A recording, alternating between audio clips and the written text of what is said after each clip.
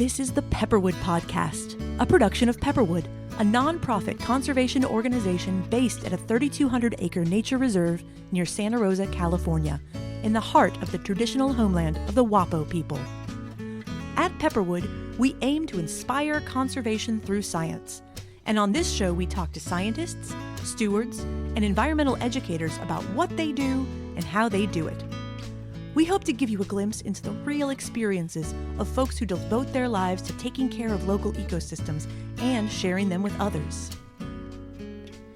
Welcome, Pepperwood community. Welcome to our first episode of the year in 2025. I'm Julianne, environmental educator at Pepperwood and your host for this podcast. We are starting the new year off with a look back at a milestone that Pepperwood experienced in 2024.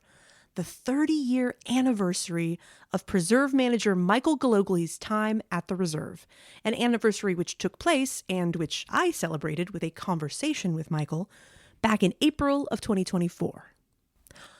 First, we'll hear from Michael about his process of joining Pepperwood and a few major events and projects that he has seen in his 3 decades at the reserve. Then, Michael was excited to discuss an aspect of stewardship about which he is very passionate: the use of targeted cattle grazing as a tool for increasing biodiversity and carbon sequestration, particularly in grassland habitats. We touched on this a little in episode 4 as we talked grasslands with Michelle Halber. Michael presents some of the context and the process of this practice. His experience and enthusiasm for the possibilities of conservation-minded grazing practices really shines through. Since this was the very first conversation we recorded for this podcast project, we were using different equipment and, consequently, the conversation sounds a bit different. To prioritize Michael's thoughts and messages, I'm going to present a series of vignettes from our conversation. We'll go back and forth between a bit of context from me and Michael's invaluable stories and perspectives. Thanks for following us through this conversational journey, my friends. I feel pretty confident that you're going to enjoy it.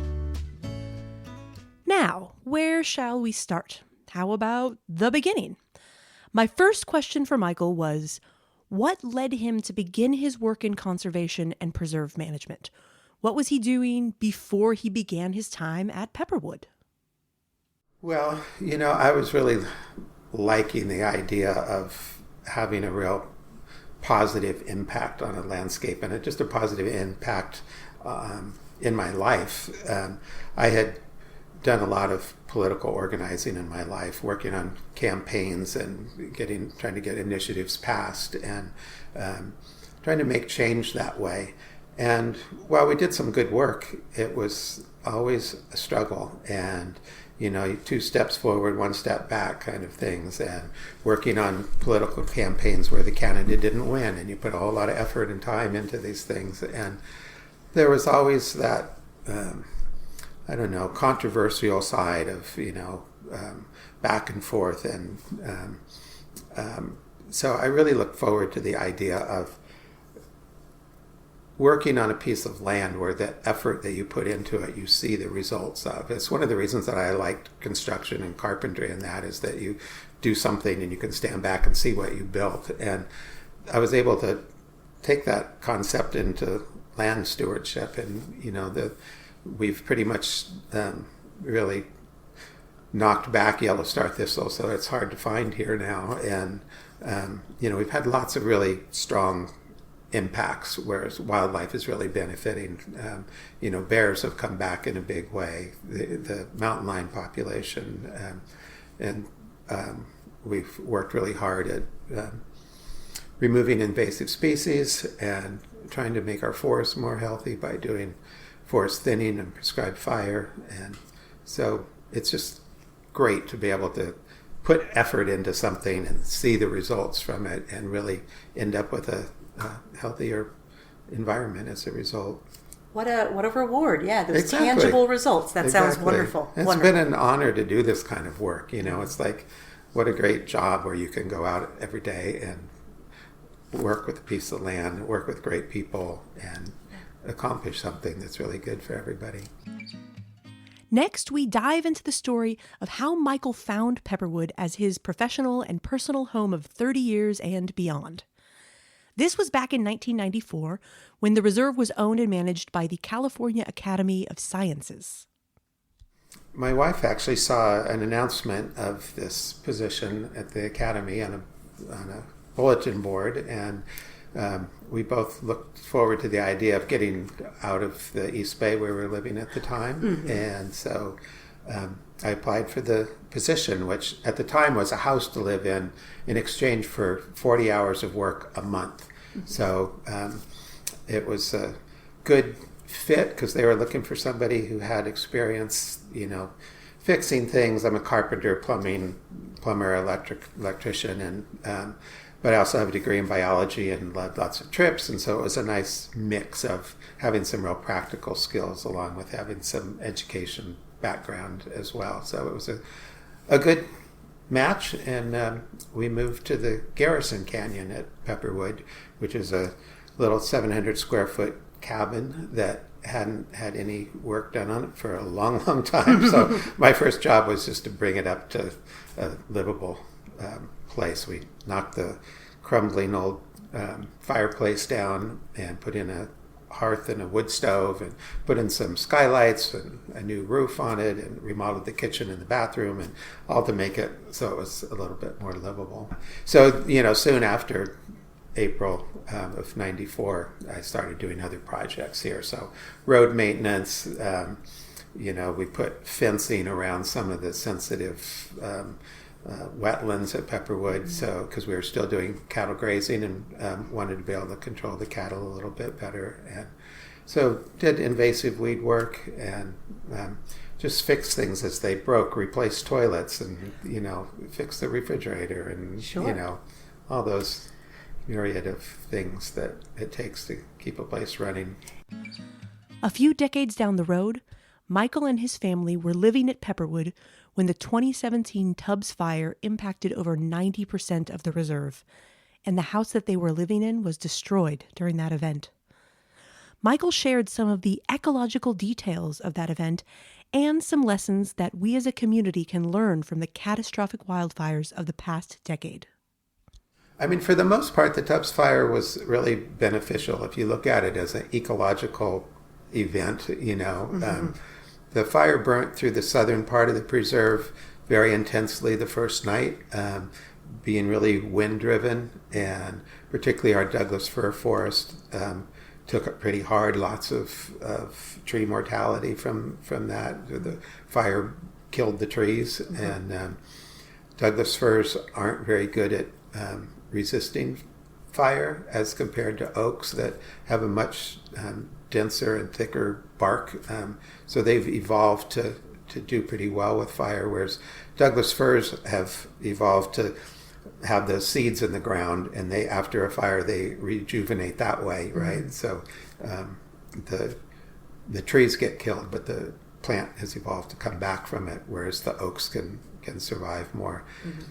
So after the first night, the fire then moved north across the 3,000 acres of the preserve, and it burnt more as a understory fire, and really benefited the environment by clearing out a lot of that fuel and giving other plants an opportunity to express themselves. I think we found, I'm forgetting now, 7, 8 new species of plants that we'd never seen before here. Incredible. And Pepperwood's really well studied. If it's here, we usually know about it. And so to find some new plants, fire followers they're called, that need the heat and the smoke and the chemical reaction in order for their seeds to germinate. They're sitting there in the soil from probably 1964 when the Hanley fire came, and wow. Sitting there all this time, and then with the fire they rejuvenated that way.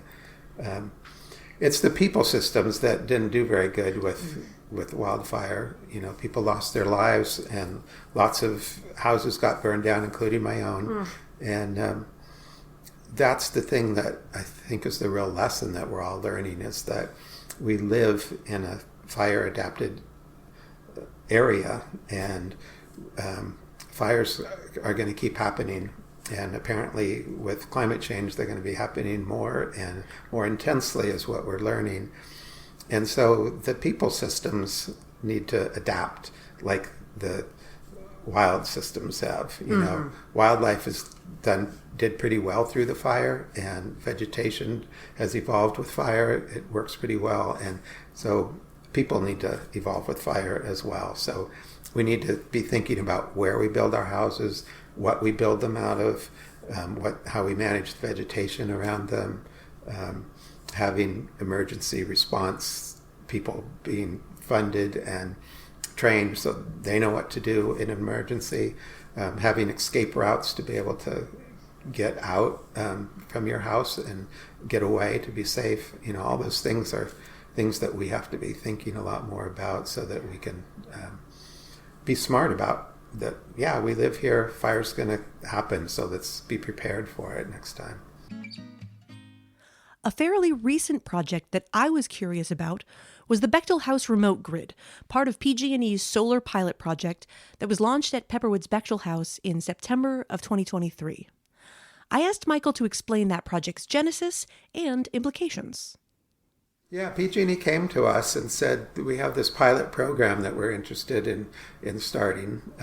They had done one of these in the Sierras, and they were interested in pursuing it more. And the idea behind it is to create these microgrids, so providing power for a house or a group of houses, and then being able to remove the power lines that run to those houses. So power lines being a risk of starting wildfires, and PG&E has to insure them, and they have to do maintenance on them, and they have to do the vegetation management. And so the question was, can we create these microgrids to give the electrical power that buildings need or people want, and get rid of the power lines? Is it economical to do that? And so this was a pilot project to do just that. And PG&E offered a backup system, a diesel generator, so that if the sun didn't shine for a week and when the batteries went down, there'd be a backup. And we weren't really interested in that. The Bechtel House where we did this project is available for people who are coming on a short-term basis. Researchers staying there for a night or two. And so it seemed like we had a good opportunity to try this without the backup system and see if we could make it work. So we asked them to design the system to last at least 4 or 5 days with cloud cover, which is fairly common that we get sunshine and the system can recharge within having one full sunny day. So it's worked out pretty good that way, and we don't have to have a diesel fossil fuel backup system that way. So it's the first 100% renewable microgrid that PG&E has built in California. So we're very proud of that. Then we dug into the stewardship-oriented grazing practices that Michael has been managing at Pepperwood for many years. Like many of us, Michael experienced a big change in perspective when it came to the possibility of cattle herds having a positive effect on native habitats. I had watched grazing animals, particularly cows in the Sierras, really trashing some beautiful Sierra meadows. And, the impact of cattle on the grasslands of California historically has been really negative. We put too many animals on the land. In those early days when Europeans were coming to this country, they were bringing those grazing animals, and the hay and the ships that they brought over here for the animals had seeds from the Mediterranean climates that we are in here, so they just flourished here because they didn't have any of their natural control mechanisms. And so a combination of overgrazing and introduction of non-native invasive plants really degraded the grasslands of California. Mm-hmm. So it was a real learning experience for me to see that grazing animals actually can have a really positive impact. After coming at it from this idea of grazing animals are bad, to seeing that native plants in California really evolved with grazers. And, at that time it was elk and pronghorn antelope and big herds of deer. And So with that evolution, the plants do really well actually with some disturbance from grazing animals. And if you've ever seen a landscape after a big group of animals come through, I'm thinking of like caribou in Alaska, or some of the big herds moving across the plains of Africa.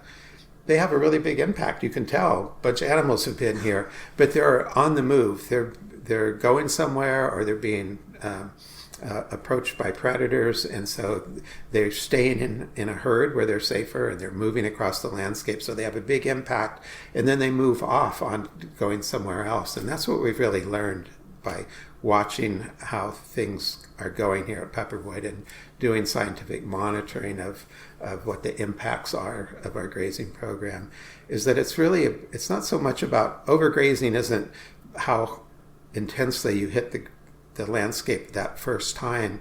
It's getting the animals off and letting it recover. So what we call rest period, the amount of time that the plants have to come back after they've been grazed down to the ground, is what's really key. So that's one thing I learned, is that grazing doesn't have to be bad. It's really how you manage it that's what really matters. Michael went on to describe the history of grazing at the reserve and how our current practice works in terms of how the cattle are moved about and how the ecosystem can respond to this practice when we are successful. Yeah, when I first came, we had 4 big pastures, and they were in the 200 or 300 acre size. And so the cows would come here in December and leave in June, and we would move them between those 4 pastures, usually getting 2 rotations through all those pastures in that amount of time. And what we have been doing now for the last almost 12 years now is really learning this idea of adaptive multi-paddock grazing is what some people are calling it. Targeting grazing, prescribed grazing, conservation grazing. People come up with all these names for this. But the basic idea is trying to mimic what I was just talking about of the wild herds that used to be here. So by using more fencing, we use a lot of electric fencing here, and either portable water systems, or we've been developing our springs so that we have water troughs spread throughout the grasslands. And that way you can move the animals a lot, because you create smaller paddocks, and so the animals have a big impact there, like I was saying, but then you move them off to the next paddock. And so right now we're moving cows every 3 to 7 or 8 days. Wow. So you, like I say, you have a big impact, and you get them off, and you don't bring the animal back until those plants have really regenerated from that grazing. So they've grown back. And what people have been finding is that that's really a healthy thing for the grassland, that disturbance is important, getting rid of the thatch layer, eating some of that biomass down, and then the hoof action of the animals, and the feces and the urine and the hoof punch on the ground. All those things are natural systems. It's just that it used to be done by elk and antelope, and now we're doing it with grazing animals. So it's a good food source for people at the same time. And what we've been seeing also is that by grazing the plant, so you have a grass plant, and the animal comes and eats it down a little bit. Well, underground, those plants are losing some of their root mass because they're equalizing. As you eat the top exposed part of the plant, some of the root material goes off into the soil, and that's just carbon. So you're having a plant taking carbon out of the atmosphere and distributing it into the ground. And native bunch grasses have incredible root systems that go down as much as 20 feet in the ground, whereas the invasive annuals, we're talking less than a foot into the ground. So by supporting having native grasslands and by having the plant eaten down and then get the animal off, it grows back, then you bring the animal back and it eats it down again. Each time you do that cycle, you're putting more carbon into the soil. So our grasslands actually have incredible potential for carbon sequestration, and we talk about planting trees and all that, which is an important thing, but we have so much grasslands throughout the planet that people really see this as a really great opportunity moving forward to properly manage our grasslands so that they can sequester more carbon into the soil that way. And when a wildfire comes through, all that carbon's down in the ground, so you don't lose it. Whereas when a tree burns up in a wildfire, that carbon's going back into the atmosphere again. So it's a good system, and we need to be more careful about how we manage our grasslands for that purpose. What are some of the signs you look for that tell you, it's time to move the cattle from this area? Well, it really varies. So right now, at this time of the year, we're doing what we call fast moves, where we're just having the cattle in, eating the grass down just a little bit, and then moving them on to the next paddock and trying to get all the way through all the paddocks. And then in the second round, we'll have the biomass down to the level that we're looking for. And it's what they call RDM, residual dry matter. It's how much of the plant material is left when you move into the dry season where there's no more growth happening. And we try to vary that. There are places that will have it down to maybe 1,000 pounds per acre, which is fairly short grass, and there's places that it might be 2,000 or 3,000 where there's some taller grass. And the idea is that different animals need different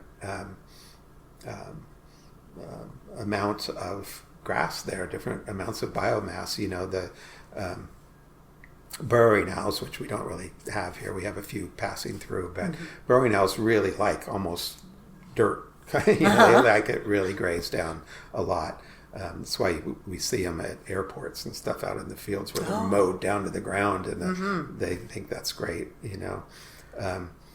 And other animals want to hide in the deep grass. So we're trying to mix it up a little bit when we go from one paddock to the next, and leave different amounts of grass there. Kind of aiming for that mosaic look. Exactly. Right? Mosaic is the term we use a lot. Yep. Fantastic. So it sounds like you have more than a decade of experience with watching how this grazing regime impacts the grasslands. So have you learned things through that process? Other than what you've already said?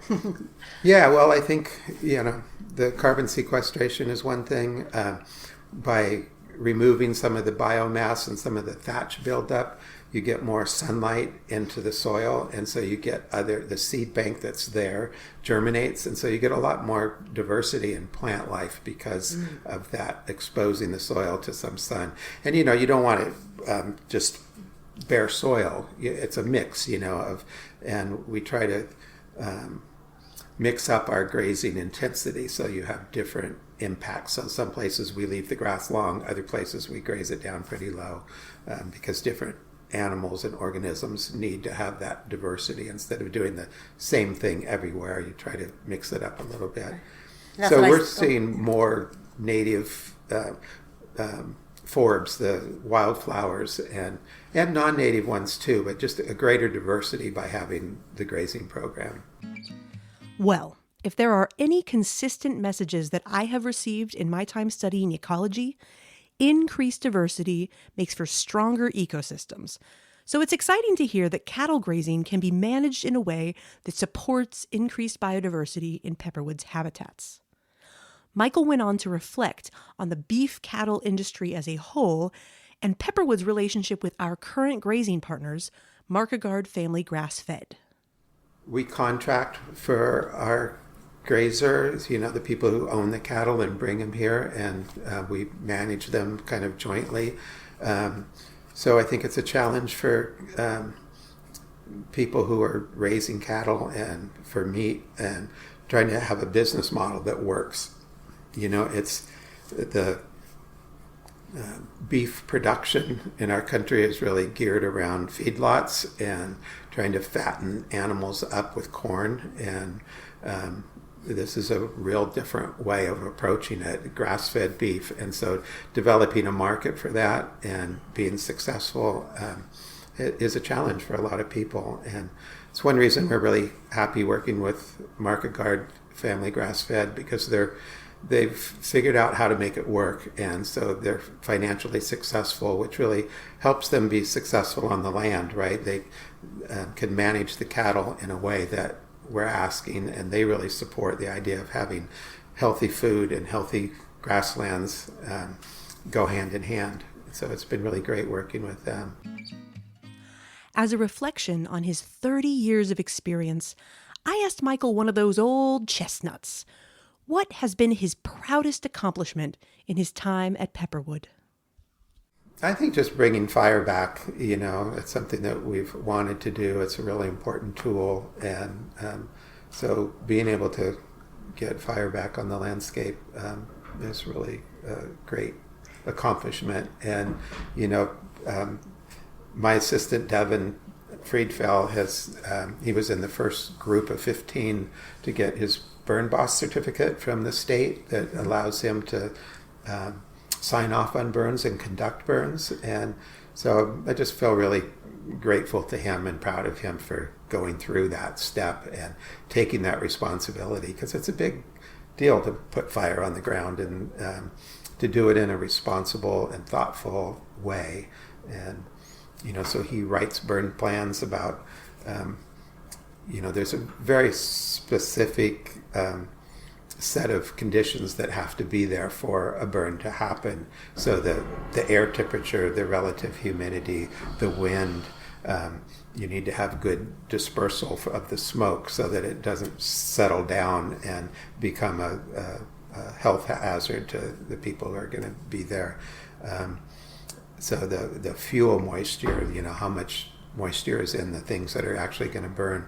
And so you write a prescription that the conditions have to be within this window for all of those different considerations.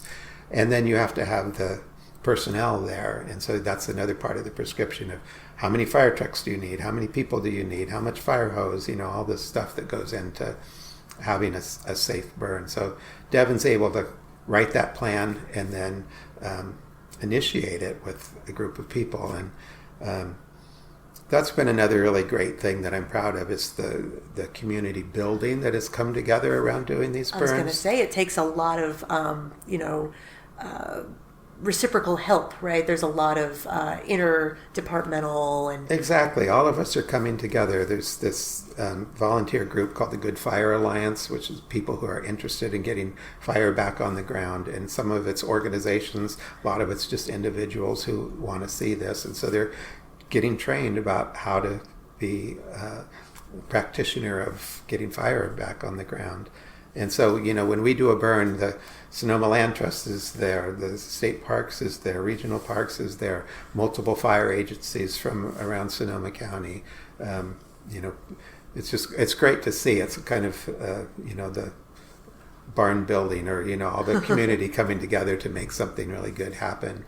And, so Pepperwood goes to other people's burns and we support them as well. And we have our own fire truck, a truck with a water tank and a pump in the back that we can loan out to other organizations that are doing burns.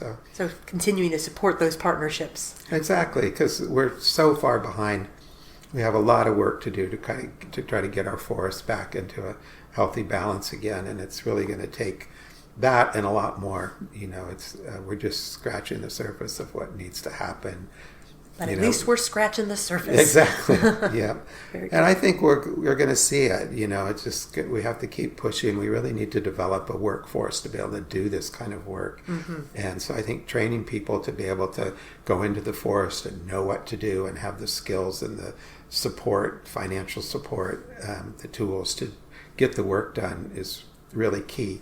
And it's great work. And I think having young people trained about how to go out and work in the forest and improve the health, the wildlife, and the water quality, and all that it's beneficial, and I think people will get a lot out of it.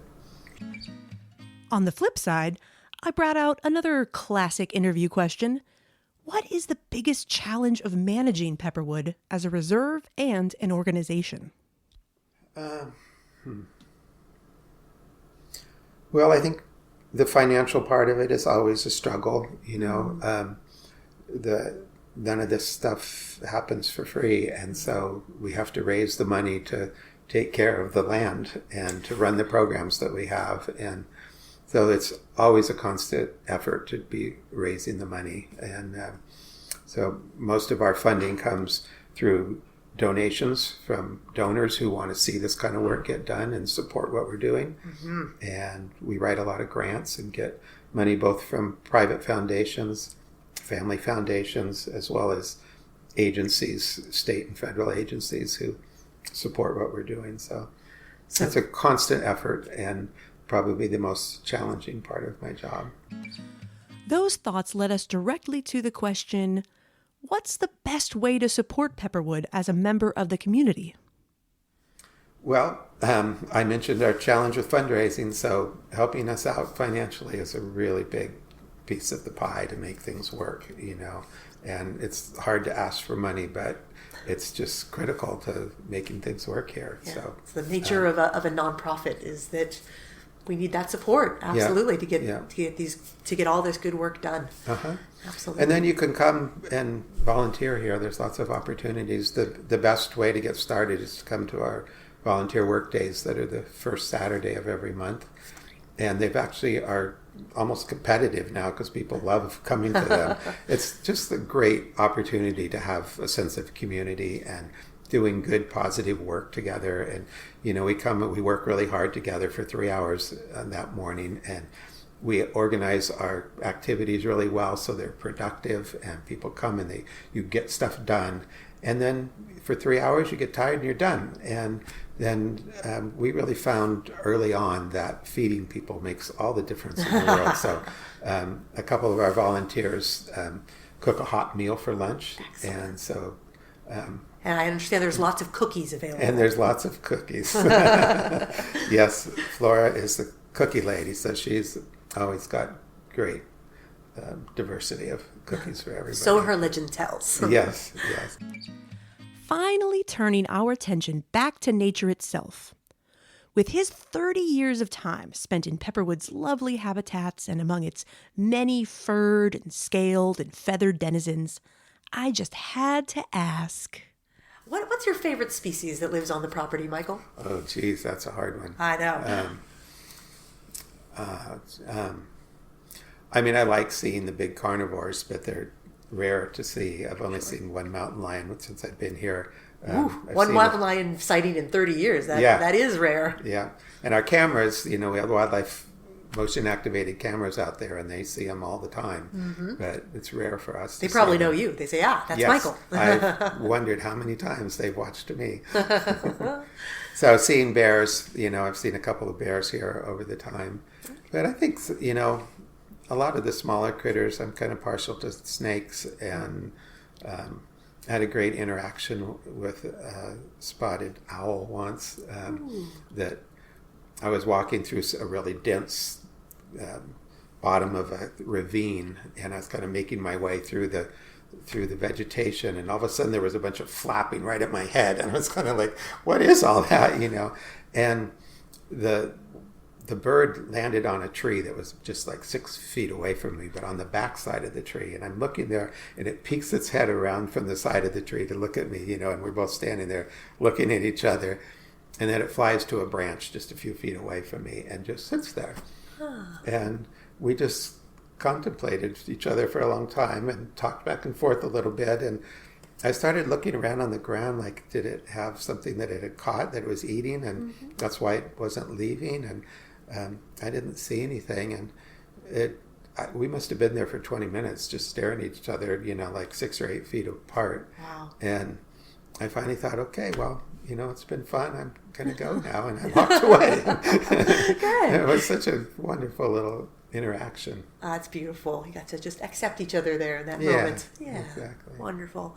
Well, Michael, thank you so much for taking the time to talk to me today. This has been not just informative, but an absolute delight. So thank you very much. And anything else that you would like the people to know about Pepperwood? Well, I really appreciate the opportunity to talk about my passion, which is about taking care of land and working with people. So wonderful. Thanks for the opportunity. Absolutely. Keep up the good work. Thanks again to Michael for the conversation and for his patience waiting for this episode to come out. If you'd like to hear anything more about what we discussed, or if you have a follow-up question about anything that Michael said, please email it to us at podcast@pepperwoodpreserve.org. Thanks as always to Stephanie Antonoro, our communication coordinator, and to our IT firm, DeepNet, for helping us distribute this podcast out to all of the various feeds. We are now available almost anywhere that folks access podcasts, so tell your friends. And now, as always, it's time to play the Nature Sound Guess Who game. Some of our listeners have been waiting for many weeks to have their curiosity satisfied about last episode's nature sound, so let's not dally. At the end of episode 4, we heard the dulcet tones of this local critter.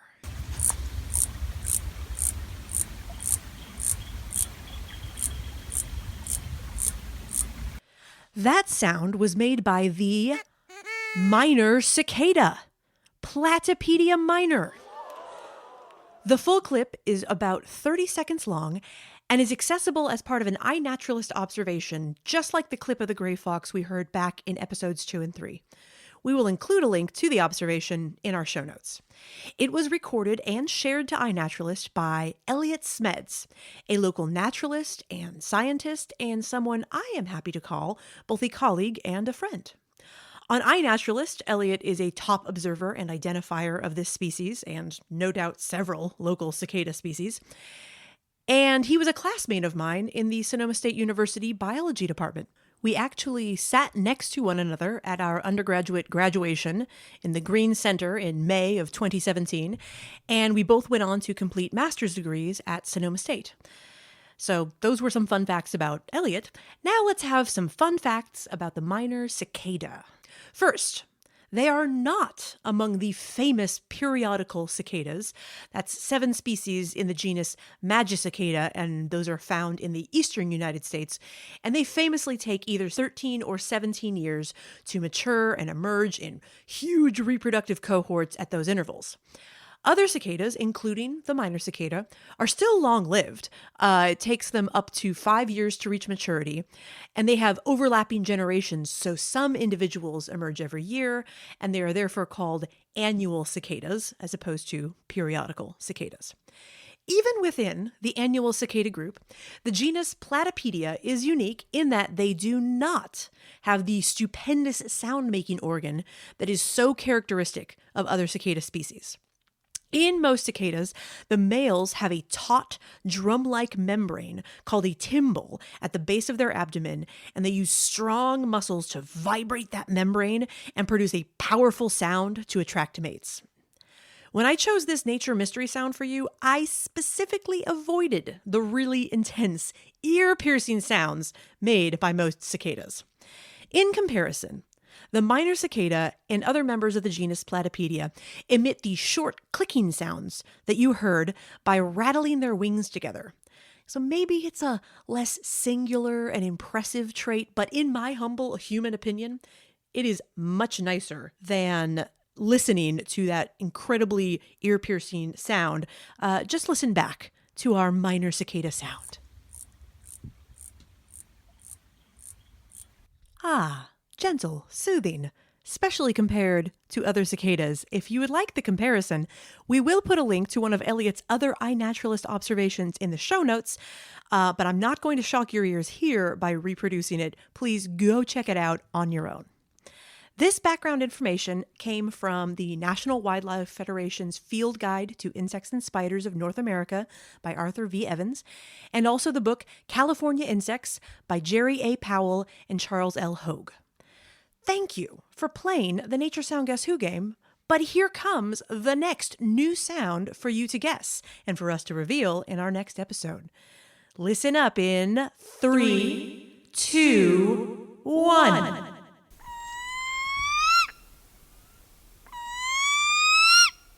And here's your second chance in 3, 2, 1.